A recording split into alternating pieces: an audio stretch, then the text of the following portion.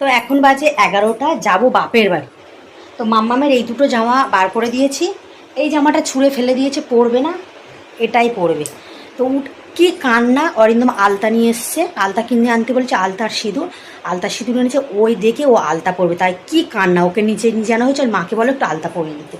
আর কোথাও যাওয়ার কথা উঠলেই আমি ভাবি কোন জামাটা পরে যাব, কি কোন শাড়িটা পরে যাবো। এটা বিয়ের আগে থেকেই আমার মানে ভেবে পাই না কোনটা পরে যাব। তো আজকে যাব বাপের বাড়িতে।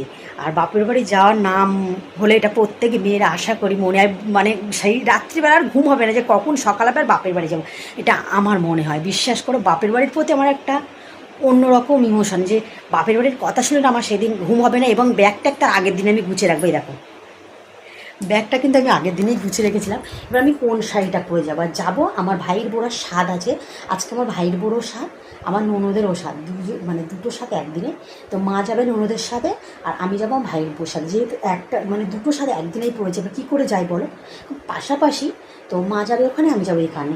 তো কোন শাড়িটা পরে যাবো। আর প্রথমত সব বোনেরা আজকে এক জায়গায় হও, মানে এর থেকে মজা আর কিছুই।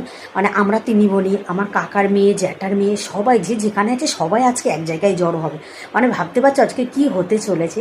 মানে কি বলো তো, ওকেশান ছাড়া তো তেমন বোনদের সঙ্গে দেখা হয় না। এখন যে যার সংসার জীবনটা ভাই এমনই, সংসারে ঢুকে গেলে মানে কেউ আর ঠিকমতো বার হতে পারে না। মানে এই ওকেশান ছাড়াই কেউ কারোর সঙ্গে দেখা হয় না। জাস্ট নিজের বোনদের সঙ্গে কিন্তু দেখা হয়, কিন্তু কাকা জ্যাঠার মেয়েদের সঙ্গে তো তেমন দেখা হয় না।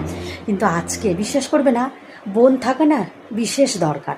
আমার একটা মেয়ে আছে, আমার মনে হয় আমি যদি এরপরেও একটা বেবি নেই, আমার যেন মেয়ে হয়। কেন, বোন থাকা কি মানে কি বলতো, একটা ছেলে একটা মেয়ে ভালো, খারাপ না, কিন্তু বোন থাকা ভীষণ ভালো। কেন আমার দিদি আছে, আমি জানি যে সত্যি মানে দুটো বোন হওয়া অনেক ভালো। তো চলো আর বেশি কথা বললাম, এবার কোনটা পরে যাবো সেটাই ভাবছি। তো দেখা যাক কোন শাড়িটা আমি পরবো। তো কী বলো, তো ভেবেছিলাম চুড়িদার পরবো, কিন্তু না, চুড়িদার তো সব জায়গায় চলে না। একটা ওকেশানে আমার মনে হয় শাড়ি, আমি শাড়ি পরতে ভীষণ ভালোবাসি। তো আমি ভাবলাম আজকে আমি শাড়িই পরে যাবো। শাড়ি তো এখন সচরাচর তেমন পরা হয় না, যেখানে একটা চুড়িদার পরেই যায়, কিন্তু আজকে ভেবেছিলাম আমি শাড়ি পরবো। তো কোন শাড়িটা পরবো চলো আগে বার করি। আলোর মাঝে থেকে আলো বিরহ জানা।